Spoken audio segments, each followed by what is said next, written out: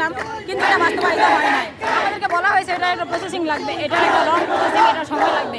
আমরা জানি, আমরা বুঝেছি বিষয়টা, কিন্তু কথা হচ্ছে আমরা চাচ্ছি যেন সরকার থেকে এই লং প্রসেসিংটাকে যত সময় কমিয়ে আনা যায়, সেটা যেন আমাদের জন্য মানে দ্রুত হয়। কারণ আমরা একটার পর একটা ব্যাচ বের হয়ে যাচ্ছে, আর আমরাও নেক্সট বের হবো।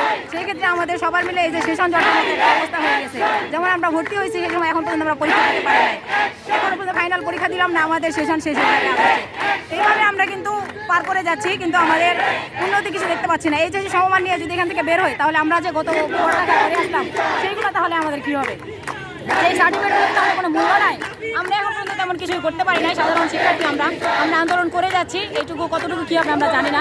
তবে আমরা আশা রাখবো যে আমাদের এই আন্দোলনের পরে আমাদেরকে আশা দেওয়া হবে যে আমাদের জন্য, আমাদের দাবি পূরণের জন্য কোনো কাজ করতেছে সরকার। ডিপ্লোমা ও মিডওয়াইফারি তো বেসরকারি কলেজগুলোতে সাধারণত কম রয়েছে এবং সরকারিগুলোতে 50 টাকা করে। আর আনুমানিক এটা করতে পারবো।